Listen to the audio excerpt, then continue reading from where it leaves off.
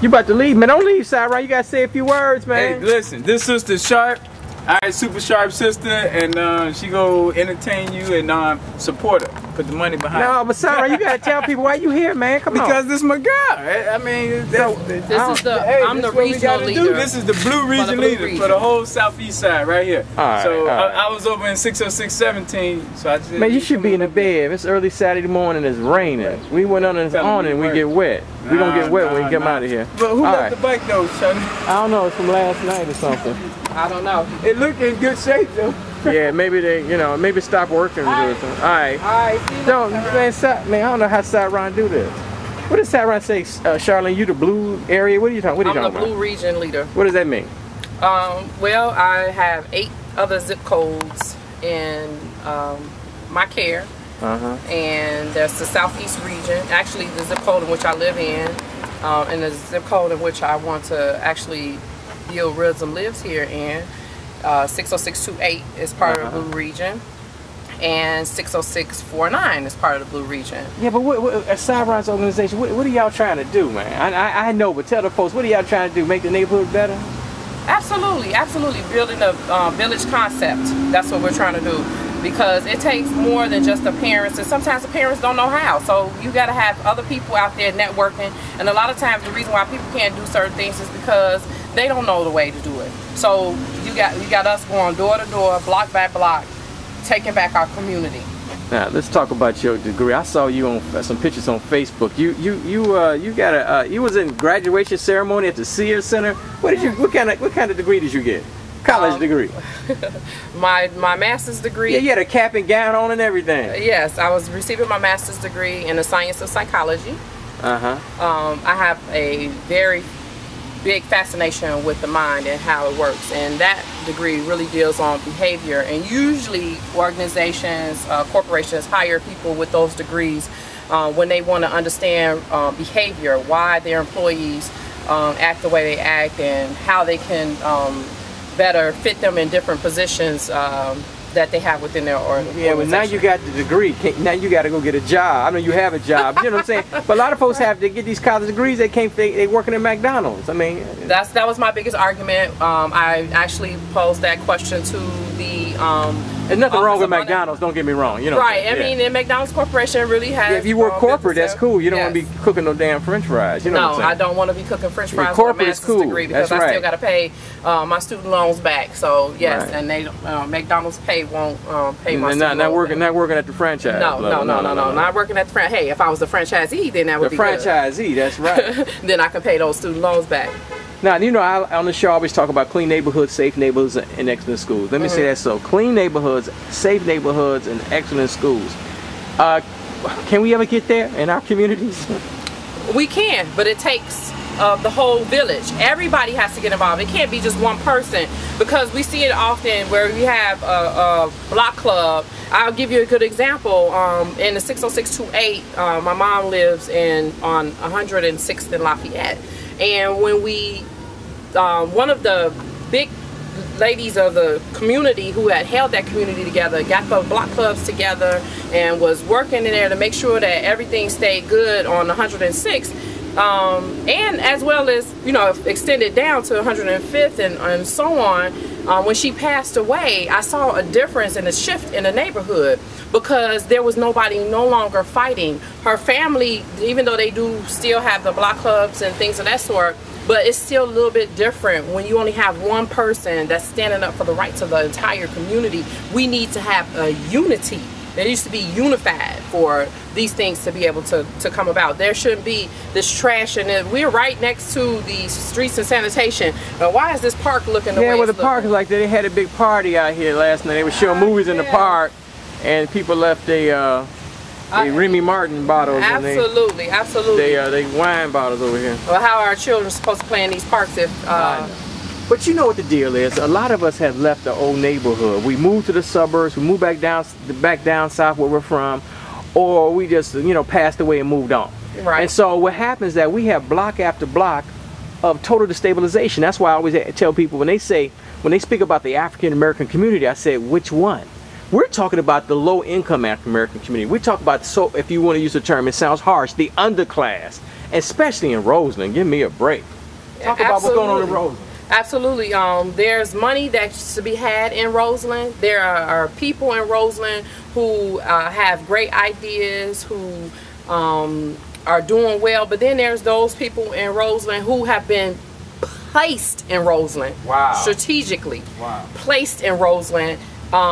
When they tore down these buildings, they moved different people. Huh? Yes, they moved them into these different communities, and now you have a mixture of gang activity, personality conflict, and then you're not teaching these people when you take them out of a building where they was caged in, housed in, like, you know, packs of dogs, and then you send them out into the community, but yet you don't teach them how to live in a house, the value of keeping up your property and things that sort. But you just put them there, and then you say, okay, but they can live amongst these people, but who's protecting those people who are already there, who care about their property, who cares about the things that are going on in their community? Yeah, wait, you got a degree in what? So, I mean, what's the science of psychology. The science of psychology. So you could probably tell our viewers why, because my whole concept was this: I should do a collegiate dissertation on this. That can low-income people, can low-income, especially African Americans, can they behave themselves and don't throw trash on the ground, cut their grass once a week, that kind of stuff? Is that possible? Yes, it is. But how do you do that? It's possible because when you change the mindset, if you got together and the people that were on the block that are doing good, if they came together with the people on the block who are not doing so well, who don't have a understanding of keep the value of the home, if you took them and you say, you know what, we're going to come out here and we're going to help you, we're going to cut the grass, let's work together, then you'll start to see, because you're changing the mindset of the person. You're showing them a better way. But if you don't show them... Charlene, folks get offended. You say, you don't tell me when I got to cut my grass. You don't tell me to turn that music off. You know how the folks are, they ghetto. They hood. Yes, we do have those kind of people. Ignorant. Yes, we do. And what you do to curb that is you use the CAPS unit. You make sure that they come out and do their job. You use the alderman, and you can fight to get people out of the neighborhood. They don't have to stay there just because. And if they most of these people get moved in, they got Section 8 vouchers. You can write letters. There's power in the pen. I learned that a long time ago. We can write letters, and we can appeal to our legislators. That's what their job is. Their job is to fight for us, but we don't allow them to do their job because we don't ever ask them to do anything, or we don't. I should say, we ask, but we don't make sure that the job is done. Nobody does the follow-up. And one person can't do it. It's going to take the entire community to do it. Well, you're right about that. I don't even know where we at. We're over here at 73rd Street. We're over here by the park, and we're right behind Mosque Mariam. I don't know if you can see it over there. Mosque Mariam, the mosque over there at 73rd and Stony. But Charlene, you know, what do you know what ward we in? Where we at? I don't even know. It's got to be 8th Ward, right? 8th Ward? No, it's not the 8th Ward. It's the 5th, I believe. Are you serious? Yes. The 5th? I believe, because that says 5th and 6th ward for the streets and sand. So you know what? I don't know. See, I don't know how they cut up the boundaries, and they're gonna cut them up again before you know it. Yes. But regardless of I say that because no matter what neighborhood you live in, a lot of folks don't know who the alderman is. I don't know who the alderman is. You're new to the neighborhood. That's so right. Tell the folks you are new to the neighborhood. I am new to the neighborhood, right. But guess what?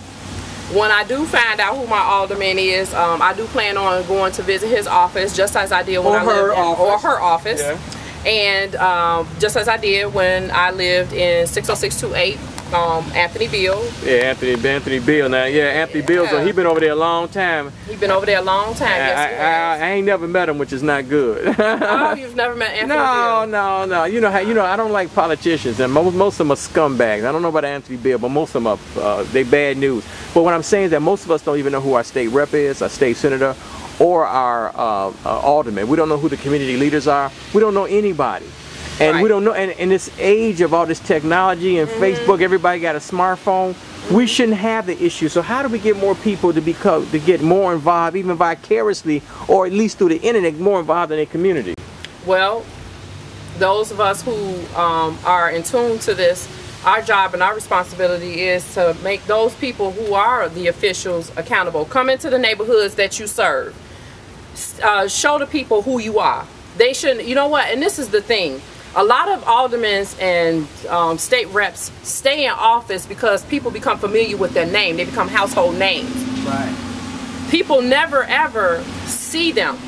They never ever see the effects of things that have to do. I'll give you a good example.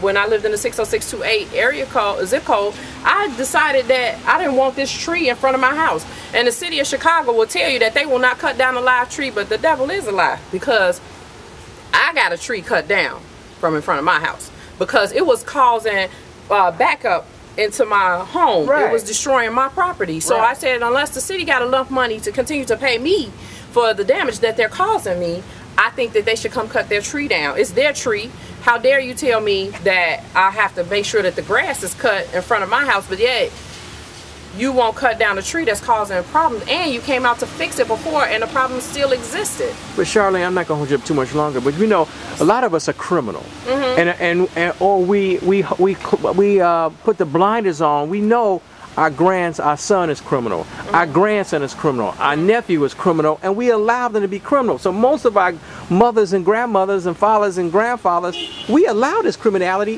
which is in our home, which is our own children. What's up with that? Absolutely, and most of it is out of fear. They don't know what's going to happen, how the person is going to react, so they don't tell. But I urge those people, because unless you're stepping in those shoes, I do a lot of work with the community for people who, mothers and fathers who have lost their children to senseless violence, and the common theme is that people don't want to tell. And my problem with that is that we need to hold our children, our grandchildren accountable. Yeah, they might not want to go to jail, but you know what? Then they shouldn't be out there doing what they're doing.